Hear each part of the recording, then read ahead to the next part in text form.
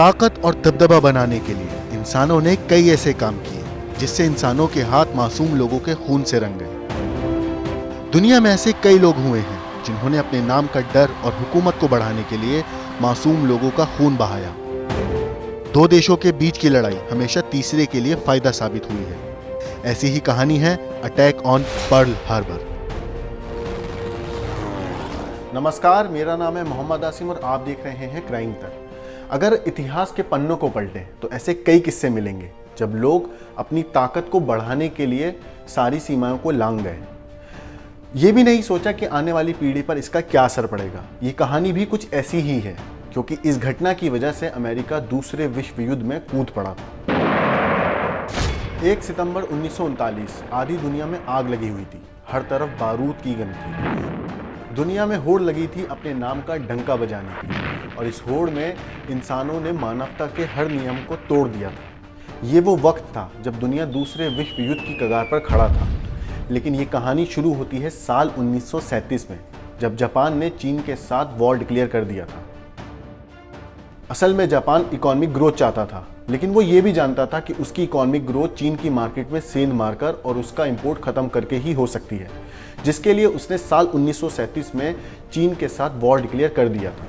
इस बात पर अमेरिका को एतराज़ था, मगर वो इस जंग में सीधे तरीके से एंट्री नहीं ले सकता था, तो उसने जापान के ऊपर ट्रेड बैन लगा दिए, जिससे जापान तिलमिला उठा। इस बैन पर अमेरिका सोच रहा था कि बिना पैसे और तेल जैसी चीज़ों के वो जापान को रोक सकता है, मगर हुआ इसका बिल्कुल उल्टा। 7 दिसंबर 1941 पूरी तरह से तिलमिलाए हुए जापान ने पैसिफिक फ्लीट को ख़त्म करने का प्लान बनाया और 7 दिसंबर 1941 की सुबह करीब 8 बजे पर्ल हार्बर पर हमला कर दिया।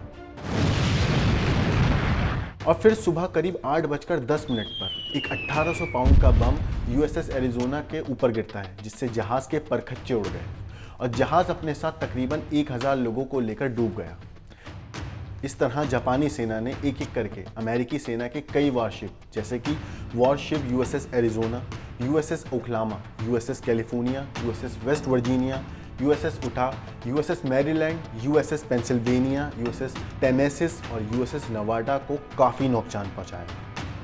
आपको बता दें कि इस हमले में अमेरिका के करीब 20 जहाज़, 300 एयरप्लेन और करीब 2500 सैनिक मारे गए और 1000 लोग इसमें घायल हुए थे।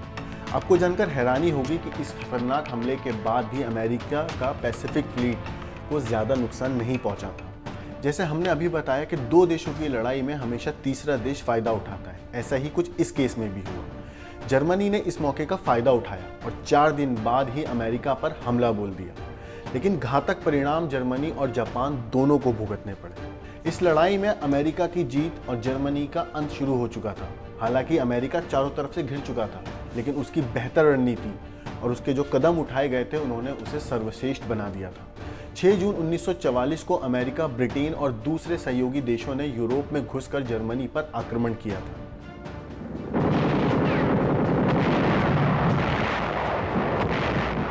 इस आक्रमण के बाद हिटलर का अंत और जर्मनी की करारी हार तय थी। लेकिन एशिया में अपना दबदबा बनाने के लिए जापान अभी भी लड़ाई में सक्रिय था। उसने न सिर्फ अपने पड़ोसी देशों को परेशान किया, बल्कि अमेरिका का भी काफ़ी नुकसान पहुंचाया था। जापान दिन ब दिन सक्रिय हो रहा था, इसलिए अमेरिका ने दूसरे विश्व युद्ध खत्म करने के लिए अपना शक्ति प्रदर्शन शुरू कर दिया था। 6 अगस्त और 9 अगस्त को अमेरिका ने हिरोशिमा और नागासाकी पर परमाणु बम गिराए। जापान के ये दोनों शहर कब्रिस्तान में तब्दील हो चुके थे और इसी के साथ दूसरे विश्व युद्ध का अंत हुआ था।